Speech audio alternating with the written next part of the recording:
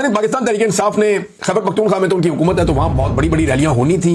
मरदान में बहुत बड़ा प्रोग्राम हुआ, स्वाबी इंटरचेंज पे बहुत बड़ा प्रोग्राम हुआ, जहां पे असद कैसर साहब और शहराम तलकई खास तौर पे इन्होंने बहुत बड़ा इज्तिमा किया लोगों का, और बैन अल-अक़वामी मीडिया ने बड़ी कवरेज की है, बहुत कवरेज की है। रॉयटर्स के ऊपर मैंने देखा, TRT वर्ल्ड में देखा, अल जजीरा इंग्लिश में देखा, अरबिक चैनल पे देखा, अल अरेबिया में देखा, और मलेशिया टुडे के अंदर मैंने देखा, BBC पे देखा, ब्लूमबर्ग पे देखा, बहुत सारे और बैन अल-अक़वामी मीडिया है, जरीदे हैं, अखबारात हैं और मीडिया हाउसेज हैं, उन्होंने ये खबरें चलाई हैं इमरान खान साहब के एहतजाज की, और भरपूर तरीके से ये खबरें चली हैं।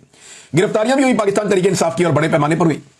गिरफ्तारियों के हवाले से जो आदाद शुमार हैं वो अलग अलग किस्म के आ रहे हैं। हुकूमती ज़राए अलग हैं, पुलिस के ज़राए अलग हैं, पाकिस्तान तहरीक इंसाफ का क्लेम अलग है। लेकिन ये किसी सूरत भी अगर आप इसको कहीं पे बीच में इन बिटवीन भी आप देखें तो ये 1200 से ज्यादा कारकुन कम से कम पंजाब में गिरफ्तार किए गए, जिनमें 250 से जायद का दावा किया जा रहा है कि ये लाहौर से गिरफ्तार किए गए।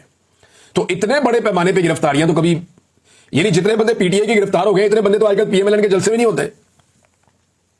जितने बंदे PTI के 9 मई से अब तक गिरफ्तार हो गए, इतना बड़ा जलसा तो नवाज शरीफ ने अपनी सारी जिंदगी में नहीं किया होगा। अगर 9 मई और उसके बाद जो 26 नवंबर को जो गिरफ्तारियां हुई ना, ये 20-22-25 हजार बंदा, ये बंदा इकट्ठा करने की जगह पे तो एक बहुत बड़ा हुजूम बन जाता है, बहुत बड़ी तादाद में लोग हो जाते हैं। इतनी गिरफ्तारियां पाकिस्तान तहरीक इंसाफ की हुई हैं कि जितने बंदे किसी बड़े से बड़े जलसे में ये पॉलिटिकल पार्टीज नहीं निकाल सकती, ये पाकिस्तान तहरीक इंसाफ ने करके दिखाया, और बहुत बड़ी बात है जो उन्होंने करके दिखाया। गंडापुर साहब के साथ नाज़रीन बहुत बुरी हुई है। गंडापुर साहब रैली के साथ आए, और मैंने जो सहाफी वहां पे मौजूद थे, मैंने उनसे पूछा, मैंने कहा आपने क्या देखा। इवन एक जो पॉलिटिकल लोग हैं उनसे भी मैंने पूछा, मैं उनका नाम नहीं ले सकता, ये उनके पीछे पड़ जाएंगे। तो उन्होंने मुझे क्लियरली कहा, उन्होंने कहा जी गंडापुर साहब मौजूद जरूर थे, वो एक्टिविटी कर रहे थे, और पॉलिटिकली एक वो फिगर है, लेकिन गंडापुर साहब को पब्लिक रिस्पॉन्ड नहीं कर रही थी उस तरीके से जैसे उन्हें किया जाता है। सोशल मीडिया पर थोड़ा बहुत उनका शबशबा चल रहा था, लेकिन गंडापुर साहब ने जब तकरीर की तो उनकी तकरीर टोटल जो है वो 1.25 मिनट से 1.5 मिनट के बीच में थी। उन्हें भी आइडिया हो गया था कि देखिए लीडर को मजा तब आता है जब वो बात कर रहा हो, लोग सुन रहे हो।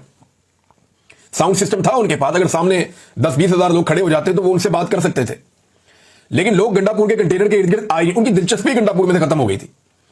तो गंडापुर साहब को यह सोचना चाहिए था अपने पांव पे बार बार कुल्हाड़े मारने से पहले कि वो कुर्बान क्या चीज कर रहे हैं और किस चीज के लिए कर रहे हैं। वजारत आला के लिए अपनी सारा सियासी करियर, अपनी इज्जत सब कुछ दांव पे लगा रहे हैं।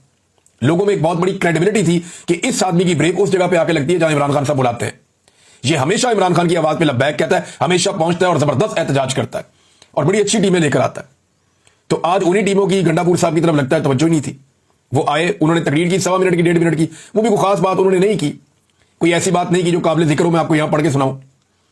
लेकिन फिर गंडापुर साहब निकल गए, तो कारकुन उनकी गाड़ियों के आगे आ गए। बाद में उन्होंने कहा जी किधर जा रहे हैं आप हर दफा में लेकर आते हैं और वापस में निकल जाते हैं, या वापस ना जाएं, आपको ऐलान करें, कोई चक्कर चलाएं।